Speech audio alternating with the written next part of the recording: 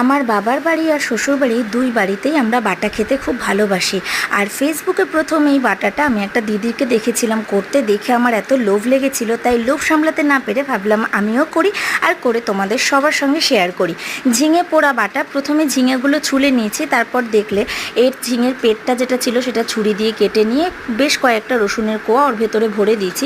এবার একটা ছাঁকনির মধ্যে আমি ঝিঙেগুলো আধা পোড়া করে সেঁকে নিচ্ছি। একটু মাঝে অয়েল ব্রাশ করে নিতে হবে, কারণ না হলে খুব শুকনোভাবে ঝিঙেগুলো পুড়ে যাবে, খেতে কিন্তু ভালো লাগবে না। তো যাই হোক, এটা হয়ে গেছে পোড়ানো। এবার দেখো ছোট ছোট টুকরো করে নিয়েছি ঠান্ডা হয়ে যাওয়ার পর। আর আমি শুকনো লঙ্কা খাই না বলে দুটো কাঁচা লঙ্কা দিয়েছি, তোমরা চাইলে দিতেই পারো, অসুবিধা নেই। আর যেটা ছিল না সেটা হচ্ছে চিংড়ি মাছ। চিংড়ি মাছ খেতে আমি খুব ভালোবাসি বলে এর মধ্যে দিয়ে একসঙ্গে ব্লেন্ড করে নিয়েছি।